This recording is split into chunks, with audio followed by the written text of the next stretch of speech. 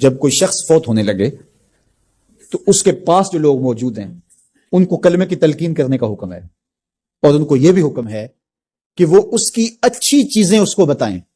جب کوئی بندہ بوڑھا ہو جائے نا اور وہ بس اب جانے والا ہے اس دنیا سے، تو اس کی زندگی کی برائیاں اس کو یاد نہ دلائیں، اس نے جو اچھے کام زندگی میں کیے اس کو یاد دلائیں، تاکہ اس کے ذہن کی سکرین پر وہ چیزیں آنا شروع ہو جائیں، وہ اللہ سے حسن ظن اور امید کو مضبوط کرنے لگے کہ شکر ہے میرے اللہ نے مجھ سے یہ کام بھی لیا، میں نے مسجد بنائی، میں نے دارالعلوم بنایا، میں نے یتاما و مساکین کی مدد کی، میں نے غرباء کے سر پہ ہاتھ رکھا، میں نے رشتہ داریوں کو نبھایا، میں نے یہ کیا وہ کیا۔ اس کے اچھائی والے کام اس کے سامنے رکھے جائیں تاکہ اللہ سے اس کو امید حسن ظن غالب ہو جائے، کیونکہ اب وہ گناہ تو کر ہی نہیں سکتا، تو اب اس کی امید غالب کی جائے، ایسی باتیں سنائی جائیں۔ میرے حضور نے فرمایا جس شخص کے مرنے کے بعد اس کو 4 گواہ مل گئے اچھائی کے، لوگوں نے کہا یہ بڑا اچھا آدمی تھا، صرف 4 گواہ مل گئے، تو فرمایا کہ اللہ اس کو غفران و رحمت کے پردوں میں ڈھانپ لیتا ہے، اس کی بخشش و مغفرت ہو جاتی ہے، اس کو جنت عطا کر دی جاتی ہے۔ حضرت عمر تھے، عرض کی یا رسول اللہ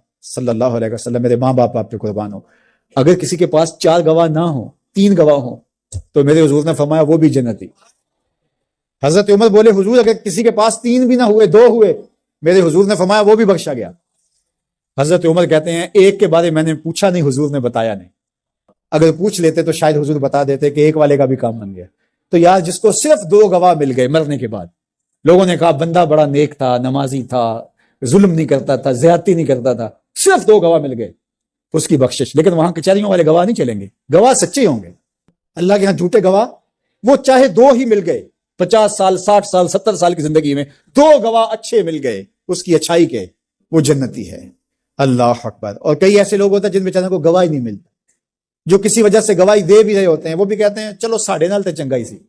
اس کا مطلب ہے کہ سب کے ساتھ اس کا رویہ اچھا نہیں تھا، ساڑھے نال تے ویسے کدی نہیں سکی تھی، تو اس کا کیا مطلب ہوا کہ یہ بندہ ضرر کا منبع تھا، یہ شر کا منبع تھا، تو اس کی شر سے ہم بچ گئے بس۔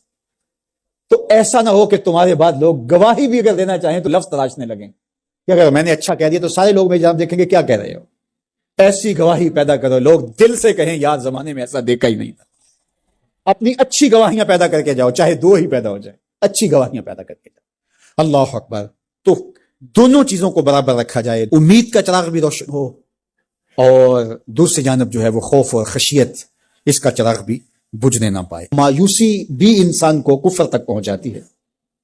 جب کسی کو پتا ہو کہ اب رخصت ہی نہیں ہے، معافی نہیں ہے، تو وہ جس نے 99 قتل کیے تھے، جب اسے پتا چلا کہ جہنم میں جاؤں گا ہی، تو اس نے کہا پھر 99 کیا 100 کیا؟ جس کو سزائے موت ہو جاتی ہے اس کی پھر نگرانی کی جاتی ہے، اس کو پتا ہے میں تو مرنا ہی مرنا ہے، 1 مار کے بھی مروں یا 10 مار کے بھی مروں ایک ہی بات ہے۔ تو خوف اور امید دونوں ساتھ ساتھ ہوں کہ گرفت بھی ہو سکتی ہے، رخصت اور چھٹی اور معافی بھی ہو سکتی ہے، یہ زندگی کے اندر جو ہے وہ توازن چیز قائم رکھتی ہے۔ شفاعت کی امید حضور علیہ السلام سے اور حضور کی ناراضگی کا ڈر بھی۔ حضور سفارش کریں گے اور گناہ گاروں کی بخشش ہوگی، لیکن دوسری جانب یہ ڈر بھی کہ اگر حضور نے منہ پھیر لیا تو پھر کس در پہ جائیں گے۔ حضور نے ارشاد فرمایا جس نے میری سنت سے منہ موڑا میں اس کی شفاعت نہیں کروں گا، تو پھر کوئی سہارا کوئی آسرا رہے گا باقی؟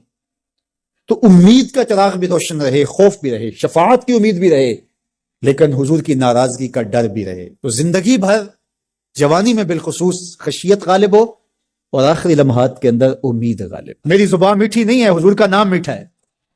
وہ کسی نے کہا تھا نا کہ میں بلبل خوش لہجائے گلزار نبی ہوں، میں بلبل خوش لہجائے گلزار نبی ہوں، میٹھی ہیں میری باتیں نمک خار نبی ہوں۔ میں میٹھا نہیں ہوں، میری زبان پہ جو نام ہے وہ نام میٹھا ہے۔ آپ کی سماعتوں میں رس گھل رہا ہے تو یہ نام محمد کی برکت ہے، اور روح کو تازگی مل رہی ہے، فرحت مل رہی ہے۔ ابھی رخ منور کا تذکرہ نہیں چھڑا، ابھی تو لب لالی کی بات نہیں ہوئی، ابھی تو زلف عنبری کی کہانی نہیں چھڑی، ابھی تو ان کی مبارک آنکھوں کی بات ہی نہیں ہوئی، کیا خوب سجنیاں اکھیاں نے جنہیں پر کے سرائیاں رکھیاں نے، ابھی تو ابروؤں کی بات نہیں ہوئی، ابھی تو لامبی پلکوں کا تذکرہ نہیں چھڑا، ابھی تو ید اللہ والے ہاتھوں کی بات ہی نہیں ہوئی، ابھی تو علم نشرہ کے سینے کا تذکرہ ہی نہیں ہوا، ابھی تو حضور کی مبارک زلفوں کے خم جن کو خدا بھی حمیم کہے، ابھی تو اس کی کہانی نہیں چھڑی، اور روح رقص کر رہی ہے۔ تو جب آپ اپنی اولاد کو حضور کے چہرے کا ذکر کریں گے، حضور کے جمال کی کہانی سنائیں گے، تو ان کے سینے میں حضور کا پیار پیدا ہوگا۔